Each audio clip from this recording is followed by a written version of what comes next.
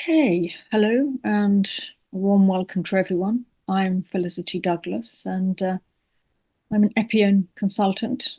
And today I'm going to provide a brief introduction to trauma and autism, touching on 5 key considerations built around the principles of trauma-informed practice. And a brief note before I start, I very purposefully utilized primarily my own lived experience as well as seeking input from other autistic people as the basis for the content of this presentation, because I'm mindful of the diverse range of experiences within the autistic community and indeed within the neurodivergent population as a whole. And as such, I'm simply sharing my interpretations. And there's a saying within the autistic community that if you've met one autistic person, you've met one autistic person. And we're also wonderfully unique, irrespective of our neurological architecture. However, I believe there will be commonalities, and some content may resonate with your own experiences, or perhaps someone you know, be that in a professional or indeed personal capacity. As a late diagnosed autistic woman, I live in a world not designed for my sensory, cognitive, and emotional needs. I am, in that sense, a USB cable trying to connect in a world designed for serial port connectivity. And I and many others on the spectrum have a sense of never quite fitting in anywhere. And of course, we're all probably well aware of the need for connection and connectivity, not least for the purposes of co-regulation.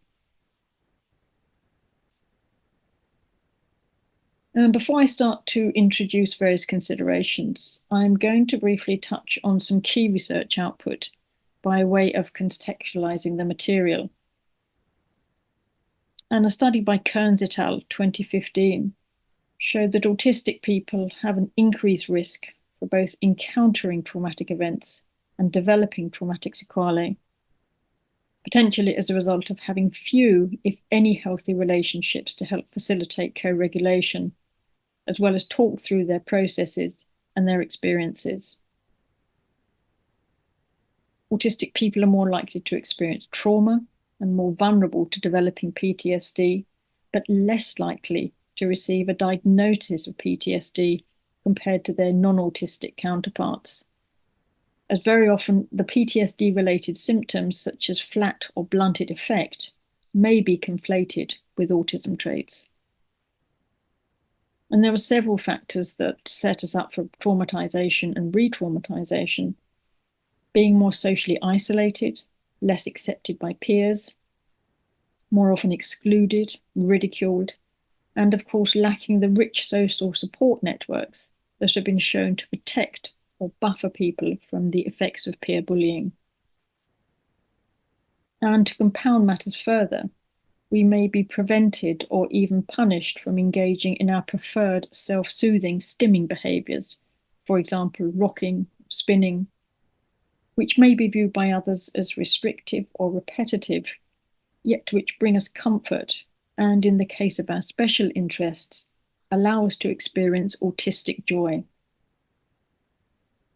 And I personally resonate with Edward Halliwell and John Ratty's description of being interpersonally clueless, yet possessing uncanny intuition and empathy. So as we can see from just a tiny snapshot of the literature, autistic people have a greater likelihood of experiencing what Masood Khan, way back in 1963, referred to as cumulative trauma, but they are less likely to have their pain and distress recognized or acknowledged, let alone receive appropriate help and support. So, having touched on the literature, I am now going to introduce my thoughts on how best to engage and work alongside autistic folk who already carry a legacy of trauma. Because let's face it, the last thing we want to do as caring and compassionate professionals is to do anything that runs the risk of re-traumatization. And so I've framed my considerations for practice around the 5 key principles of trauma-informed care. So, firstly, on to empowerment and multiple and frequent misattunements, often during key periods of early life development, as well as misinterpretations, having our needs ignored or dismissed, all have the potential to deny us our autonomy and impact self agency. We may need help to recognize and prioritize our needs. We may need to be reminded of the basics of self care. And I'm, of course, reminded of the aeroplane safety briefing that we often receive, where we're told to put our own oxygen masks on first. If in doubt, ask us and support us to validate our experiences and to validate ourselves. One of my favorite quotes from Peter Levine states that without awareness, we have no choice. And alongside awareness, we need healthy autonomy and agency to function and thrive.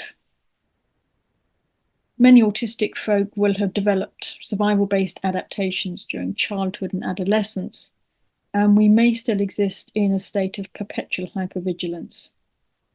We may present with an exaggerated startle reflex, be additionally wary of new situations, new people, and differing environments.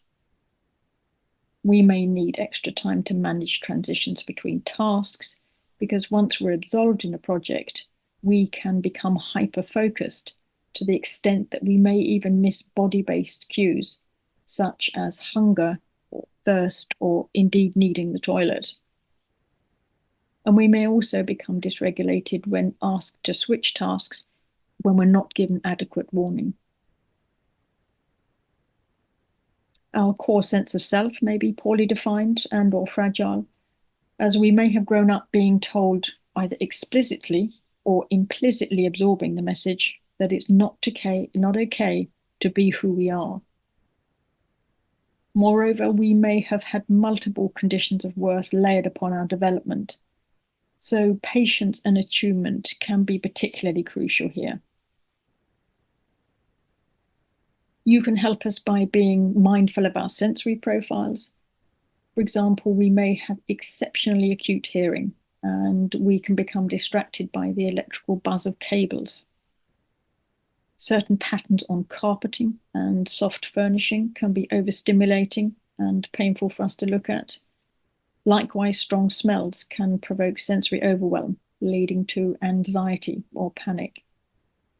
And so support us by facilitating values-driven decision-making, by building an authentic alliance and gently encouraging us to approach our growth edges at a pace that feels comfortable and safe for us. Which leads me on to the next consideration of safety. Rates of suicide amongst autistic people are higher compared to the neurotypical population. And a study by Kirby et al. 2015 suggested autistic women are 3 times more likely to die by suicide, with suicide being the leading cause of premature mortality in the neurodiverse population. Research by Lisa Cromer found autistic people are more likely to experience depression, anxiety, eating disorders, and to engage in self-harm. Information and sensory processing delays can impact our ability to respond in the moment, yet that doesn't mean we lack the capacity to process input. We may just need additional time. And I've always felt particularly drawn to Damien Milton's description of autistic people as being people of determination. Although once again, that in itself can be problematic, particularly if combined with our fierce loyalty, in that we may not know when to stop. We may not know when to step away, when to leave an abusive relationship, if indeed we even recognize we're in an unhealthy and traumatizing situation. Even if we do recognize we're in an abusive relationship, a need for routine, sameness, and predictability may see us stay in that unsafe situation because we fear change, and the fear and anxiety around that change feels too insurmountable. And you can support us by asking us what we need to feel safe and provide necessary adaptations where possible. And the adaptations are not particularly onerous and may appear so inconsequential that they often get overlooked. For example, if organising an in-person event, provide a photograph of the outside of the building and the room inside the building that's being used, and provide that to us before the event. This can help reduce anxieties around unfamiliar environments and also provide us with details about what time the venue will open, whether there are any quiet waiting areas that can be used. And also offer us the chance to sit in exactly the same seat and avoid rearranging the seating between sessions or across different days. And by providing us with this consistency and predictability, you're minimizing surprises and you're minimizing the drain on our executive functioning. So thinking about trust, when everyday life feels unsafe on a somatic and emotional level, it's not hard to appreciate how the cumulative effects of repeated microaggressions, misattunements, invalidations, bullying, coercive control, and manipulation across our entire life course can leave us isolated and feeling irreparably broken, often without knowledge of how it ever felt to feel whole in the first place, which I appreciate may sound quite bizarre. Whilst gaining the trust of an autistic person may take a while, as I've already mentioned, we are typically fiercely loyal. However, due to a lack of innate relational skills, we may interpret cues and, in the absence of awareness, lean into relationships too far, too fast, and end up getting hurt. Furthermore, unresolved attachment trauma can create a sense of emotional abandonment and instill relational patterns ripe for subsequent re-traumatization. And finally, moving on to collaboration. Meet us where we are and acknowledge that very often every single person knows themselves best. We may not always be able to communicate that to others via traditional methods, but meet us where we are and walk alongside us. Chances are we're used to being excluded, rejected, and even totally ignored in some circumstances. So by collaborating with us and including us, you send the message that it's okay. And don't put us in the spotlight. If there's one thing almost guaranteed to dysregulate many autistic people, it's being picked out amongst a group, it's being put in the spotlight, or called upon to do something or read something in front of a group.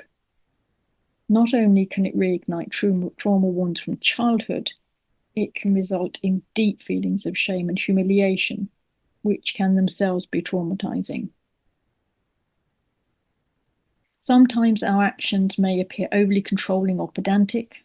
However, our detail-orientated cognitive processing, our finely tuned moral compass, and expansive memories, alongside a tendency to take things literally, can easily lead us to miscommunications and relational ruptures.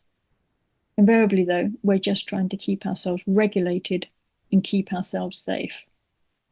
And you can best support us by being consistent, being predictable, and avoiding surprises.